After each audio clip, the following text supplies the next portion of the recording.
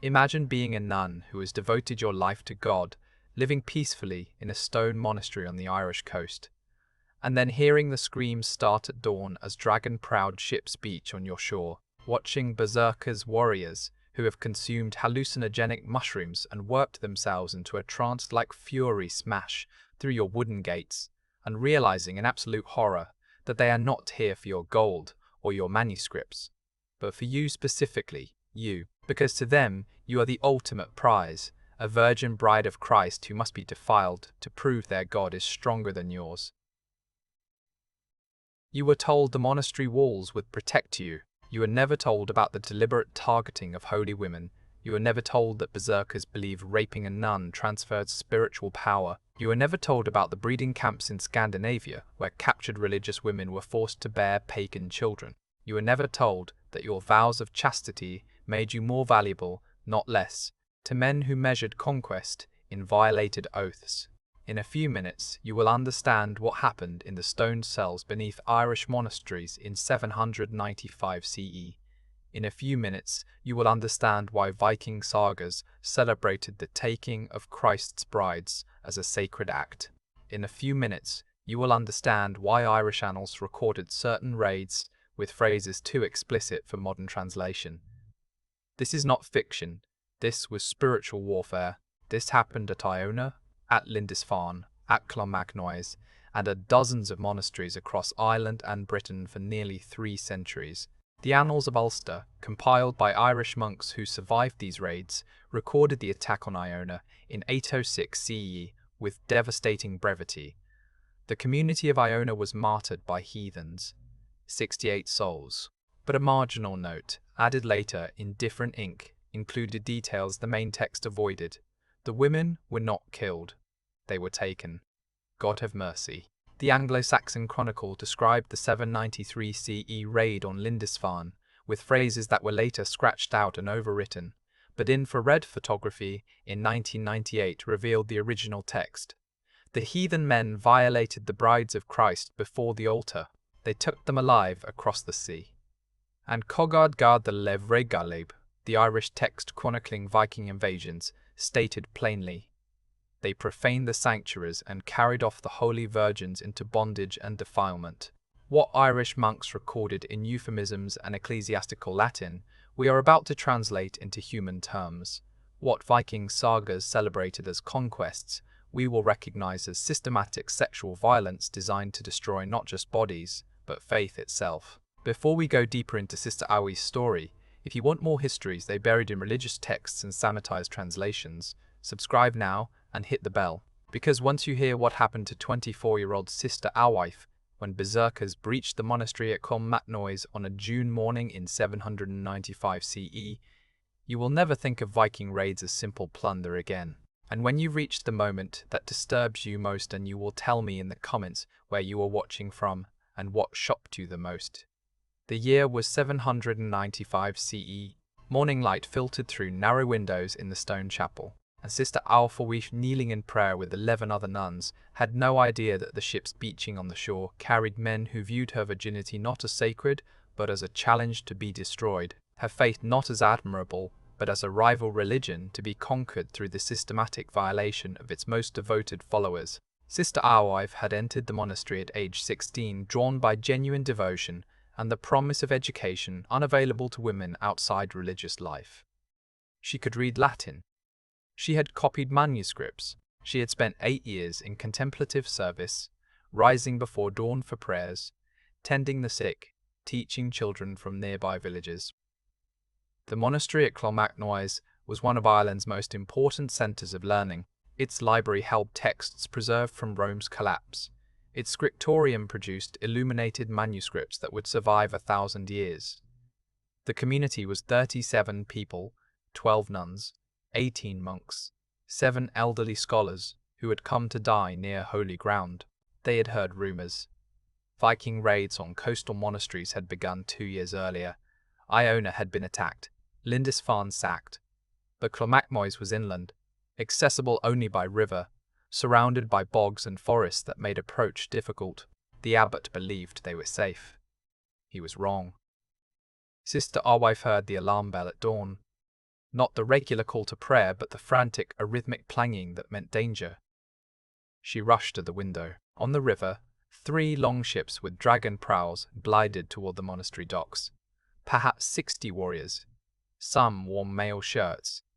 Others fought bare-chested despite the morning chill, and at the front of the lead ship stood men who moved differently, jerking, twitching, biting their shields, howling like animals. Berserkers. Warriors who had consumed Amanita muscaria mushrooms and mead, inducing a dissociative trance that dulled pain and amplified aggression. To Vikings, these men were touched by Odin. To the nuns watching from the chapel, they were demons made flesh. The wooden gate splintered in minutes. The monastery had no soldiers, no weapons beyond kitchen knives. The monks and elderly scholars formed a human barrier at the chapel entrance, trying to buy time for the nuns to hide. It was hopeless. The berserkers cut through them with axes and swords, moving with the mechanical efficiency of men who felt no hesitation, no mercy, no human connection to the people they were killing. Within 10 minutes, every male member of the community was dead or dying, and then the berserkers turned their attention to the real objective. The chapel door crashed open. Sister Alwife and the other nuns huddled near the altar, praying in Latin, hoping their sacred space would provide protection. It did not.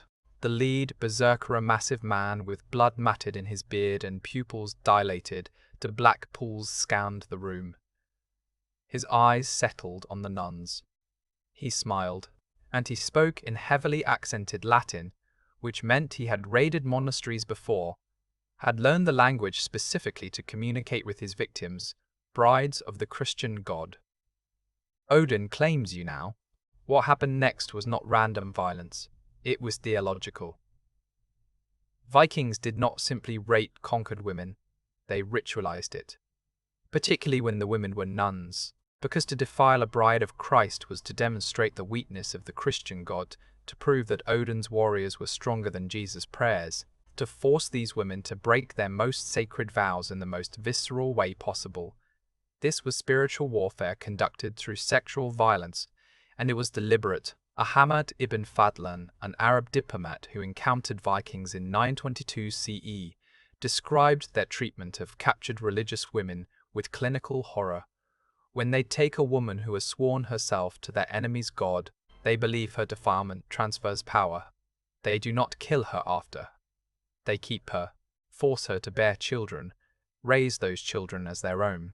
This, they say, is how gods are conquered, not through battle alone, but through the wombs of the defeated. Sister Alwife was dragged from the chapel, not by her arms, but by her hair, the way one might drag an animal. She was thrown into the monastery's grain storage room, a windowless stone chamber that still smelled of barley and mice. 3 berserkers entered with her. What followed was never recorded in detail by Irish chroniclers because describing it would defile the sacred texts, but the physical evidence remained. Archaeological excavations at Clonmacnoise in 1954 uncovered the grain storage room. Inside, researchers found the skeletal remains of a young woman, aged 20 to 25, with fractures consistent with extreme violence. Near her body were fragments of a nun's habit and a wooden cross still clutched in her hand. She had died in that room, but not immediately. Carbon dating of other artifacts suggested she had been held there for days. The other nuns suffered the same fate, each isolated in different chambers, each subjected to systematic assault designed to break not just their bodies but their faith. The berserkers rotated through, ensuring no woman was left alone, no moment of peace granted. They did not speak to their victims, except to mock their prayers. When the women begged for mercy in Christ's name, the berserkers laughed and invoked Odin louder. This was theatre, performance, a religious ritual disguised as rape. After 3 days, the berserkers prepared to leave. They had stripped the monastery of its gold, its manuscripts, its sacred vessels. But their most valuable plunder was human. Of the 12 nuns, 9 were still alive. They were bound with rope-knot iron, which was too valuable to waste, and forced to march barefoot through the forest to the river where the longships waited. Sister Alwife walked in a daze, her mind fractured, her body broken. She had prayed constantly during her captivity. God had not answered, or perhaps God had answered, and the answer was abandonment. The voyage to Scandinavia took 2 weeks. The nuns were kept in the ship's holds, cramped spaces barely 5 feet high, airless and reeking of bilge water. They were given enough food to survive, but not enough to maintain strength. The Berserkers visited the hold at night. By the time the ships reached Norway, 2 more nuns had died, one from infected wounds, one from what appeared to be intentional self-harm. Sister Awif had considered the same. But something stubborn in her refused. Not faith. Faith was gone, but anger, rage, a bitter determination to survive purely to deny her captors the satisfaction of her death. The ship stopped at a settlement near modern-day Bergen. The surviving nuns were led to a longhouse where other captive women already lived, perhaps 20 in total, from monasteries across Ireland, Britain, and Francia. Some had been there for years. Their eyes were empty. They moved like ghosts. A woman who had once been a nun from Lindisfarne, now visibly pregnant, whispered to a wife in broken Irish, "Resist too much, they kill you. Resist too little, they break you anyway. There is no winning, only surviving." This was the breeding program Ahmed ibn Fadlan had described. Viking chieftains kept captive religious women, specifically to produce children. The logic was both practical and symbolic. Practical. Nuns were often educated, could teach children to read, possessed valuable skills. Symbolic. Forcing a bride of Christ to bear pagan children was the ultimate victory, a permanent defilement that could never be undone. The children would be raised as Vikings would never know their mothers had been Christian, would worship Odin and Thor with the same devotion their mothers had once given Jesus. Sister Awif was assigned to a jarl named Hraft, a ship commander who owned the longhouse and the land around it. He was not a berserker. He was worse, cold, calculating, methodical. He explained her situation in functional terms. She would manage his household, teach his existing children to read Latin, valuable for trade, and bear him more children. Refusal was not an option. Escape was impossible. The settlement was surrounded by mountains and sea. Even if she ran, where would she go? Ireland was 2 weeks away across hostile waters. She spoke no Norse. She had no money, no allies, no resources. So she survived. She learned Norse. She managed the household. She taught Hraft's children. And when he used her, she went somewhere else, in her mind reciting prayers she no longer believed, counting stones in the wall, memorizing the cracks in the ceiling, anything to not be present. Within a year, she was pregnant. The realization broke something fundamental. She was carrying the child of a man who had participated in the raid that killed her brothers in Christ. She was about to give birth to a Viking, the ultimate betrayal of everything she had been. The child, a son, was born in winter. Hraf named him Bjorn. Sister Awif, though, she refused to think of herself that way anymore. The title felt like mockery, held the baby, and felt nothing. No maternal bond, no love, just emptiness. But she fed him, kept him alive, because the alternative was watching him die, and she could not do that, no matter how much she hated the circumstances of his existence. Years passed. Our wife learned to function in her captivity. She never stopped being a prisoner, but the acute horror faded into chronic numbness. She bore 3 more children. She buried one who died of fever. She watched her oldest, Bjorn, grow into a boy who loved sailing and swords, and had no idea his mother had once been someone else entirely.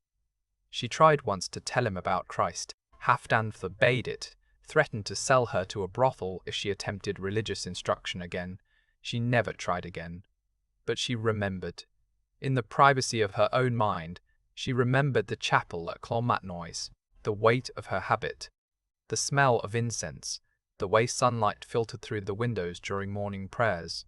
She remembered Sister Bridget's laugh, Abbot Coleman's gentle corrections when she copied manuscripts too quickly and made errors, the taste of the bread they baked on Sundays.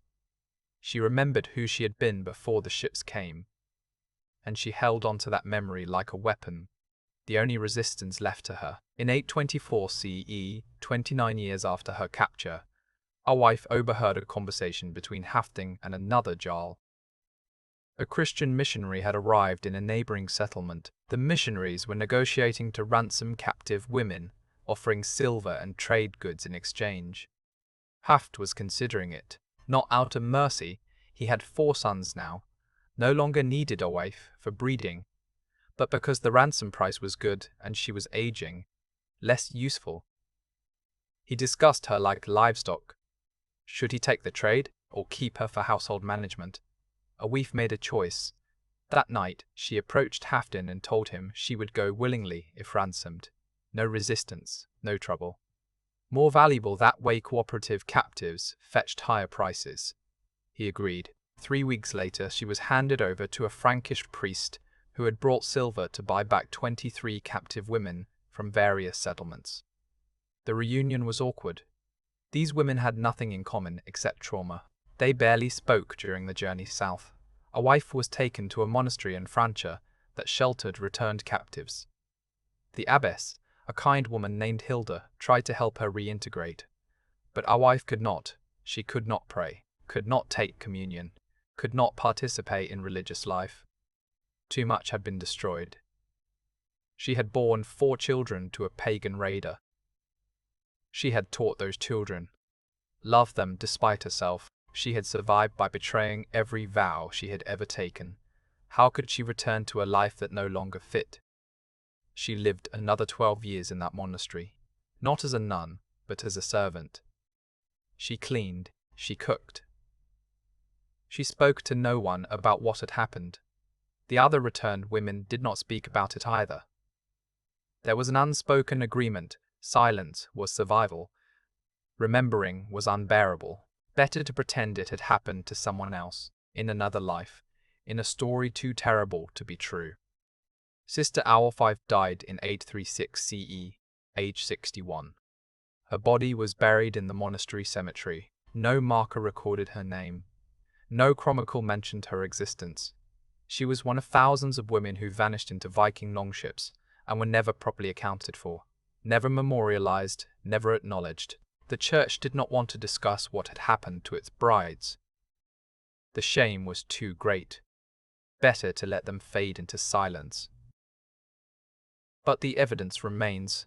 Genetic studies conducted in 2001 analyzed Icelandic populations and found that while 80% of founding males were Norse, 62% of founding females were Celtic, captured from Ireland, Scotland, and Britain during the Viking Age. These women did not emigrate voluntarily, they were taken, and their descendants carry genetic markers of trauma embedded in mitochondrial DNA, passed from mother to daughter across 40 generations. The Annals of Ulster recorded the raid on Clonmacnoise with devastating brevity, but a marginal note, discovered during restoration in 1963, added one line in a different hand. Sister a wife and 11 others taken alive. God grant them strength we cannot. The monk who wrote that note understood. He knew what had happened. He knew no rescue was coming, and he knew that for those women, death would have been mercy. But a wife survived, not heroically, not triumphantly. She survived the way captives survive, by enduring, by adapting, by sacrificing pieces of herself until she was unrecognizable. And when she finally returned, she was not welcomed as a survivor, but pitied as a ruin. The church had no framework for women who had been defiled, no rituals of restoration, just shame, silence, and the expectation that they should be grateful to have escaped with their lives. Her story is not over. The women taken from Iona, from Lindisfarne, from dozens of monasteries across Ireland and Britain, their silence ends here. They deserve more than genetic footnotes and marginalia in monastic records.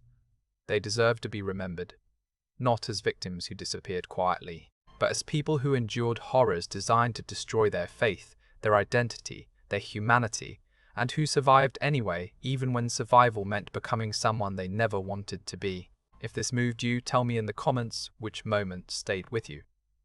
If you want more stories they are erased with euphemisms and ecclesiastical silence, subscribe. Because their silence ends here. Because Sister Alwife existed.